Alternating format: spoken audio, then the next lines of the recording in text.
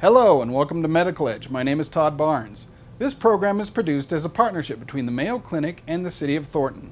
We hope every episode provides you with valuable health information for you and your family.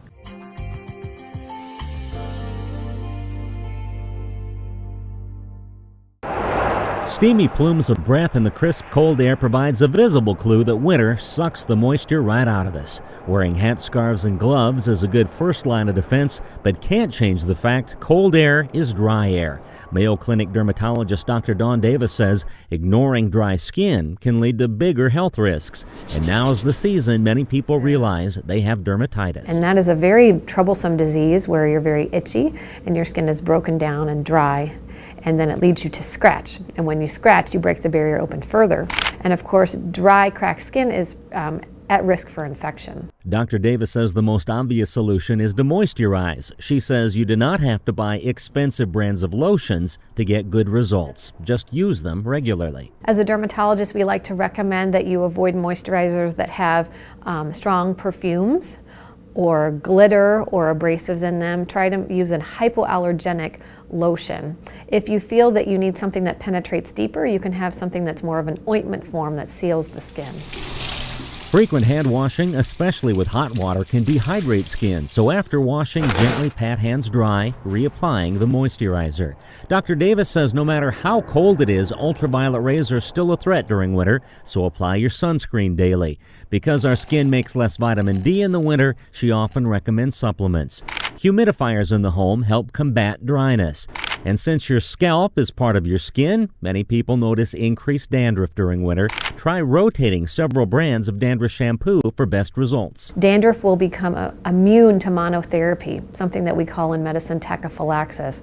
So you'll notice if you start a medical shampoo for dandruff that it will work very well for the first several weeks, and then most people plateau or find that it doesn't work at all anymore. Finally, frostbite is one of the most dangerous threats our skin faces in winter. Dr. Davis says besides covering exposed skin and avoiding extreme cold, keep your gloves and socks dry. And of course, always seek immediate medical attention if necessary.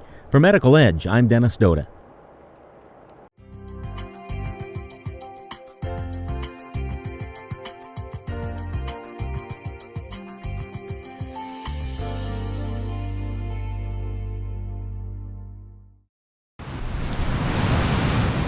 In the snowy hills of western Wisconsin, a new white blanket was piling up on Jim Radloff's long driveway. A huge mound of slush because the plow had come through. It's like 8 o'clock in the morning. Jim decided to simply do what he'd done all his life. He fired up the snowblower and got to work. Then slush clogged the machine, so he threw it into neutral, watched the blade stop turning, and stuck his hand in the edge of the chute. All of a sudden, I hear that noise. Obviously, this was the dumbest thing I've ever done. Gone were the ends of 3 fingers on his right hand. You can see that's the exact angle of the blade. 1 year later, Jim's made an inspiring recovery, back playing the piano he's enjoyed since childhood. But he says he couldn't have come this far without some serious help. Anything bothering here? Marilyn Berg is an occupational therapist. Her patients often develop a whole new appreciation for a hand's complex mechanics. In your hand, you have muscles, you have tendons, ligaments, and obviously the bones that hold everything together. Jim's injury affected all those parts, and to help him heal, Marilyn had to get creative. Jim even nicknamed one of her devices. So that's the torture tool. This strap helped restore flexibility to Jim's knuckle joints. Marilyn says the goals of rehab are always to preserve range of motion, reduce swelling, and build strength, all essential for daily tasks. You close doors, you lift things, you carry things, things you don't even ordinarily think about. Take snowblowing off Jim's to-do list, however. His wife made him give it away. And I don't look at it a lot. He did keep the mangled glove he was wearing as a reminder to slow down, be safe. This is what's left. And to count his blessings that the accident wasn't worse. For the Mayo Clinic News Network, I'm Dennis Doda. Hey!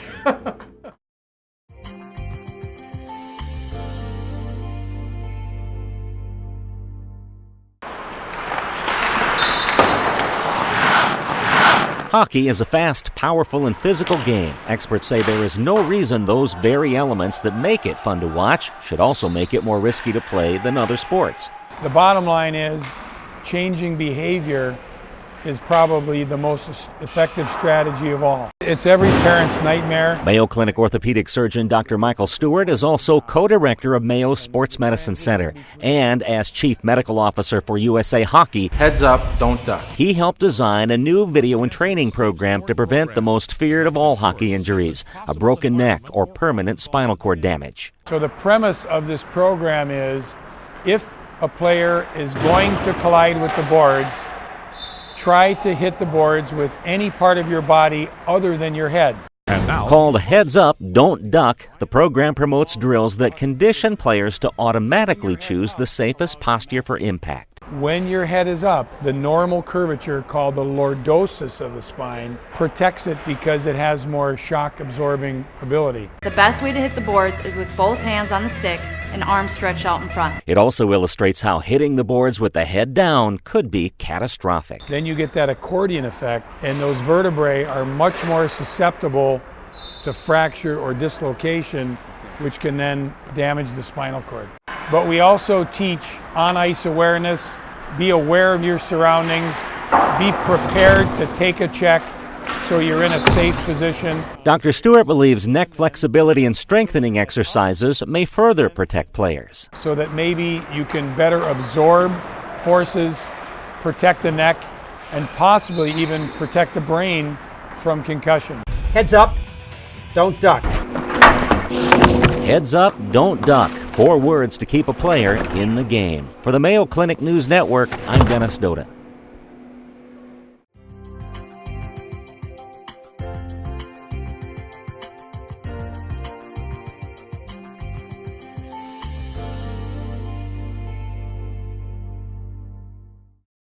Give me your best shot. At first, Virginia Wimmer blamed her painful joints on too much volleyball. In my knees and in my wrists. For a couple years, she put up with the pain and swelling that would come and go. Then things got much worse. I couldn't have a ball touch my arms. She couldn't do much of anything, let alone play outside with her daughter. That was really hard. I'd have to beg me to play with her and teach her and help her, and I just had to sit and watch.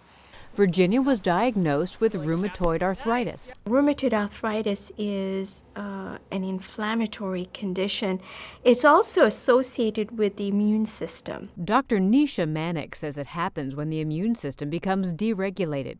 You see, the joint capsule has a lining of tissue called the synovium. The synovium makes fluid that keeps joints lubricated. When you have rheumatoid arthritis, your immune system sends antibodies to the synovium and causes inflammation. This causes pain and joint damage, especially in small joints in the fingers and wrists, but it can affect any joint. The good news is that treatment for rheumatoid arthritis has improved dramatically over the last years. Medications such as methotrexate help bring the immune system back into balance, and steroids can help calm flare-ups. So what was once an often crippling disease can now be controlled for many people. People like Virginia, whose disease is pretty severe. You can get to the point where you are doing the things that you love, and that is the goal. For Medical Edge, I'm Vivian Williams. You gonna set or you gonna pass? Pass. Ew, almost. That's all for this episode of Medical Edge. If you're interested in learning more about any of the stories featured on this program, you can find additional resources by visiting our website and following the link to the Mayo Clinic. Thanks for watching, and be sure to watch the next episode of Medical Edge from the City of Thornton.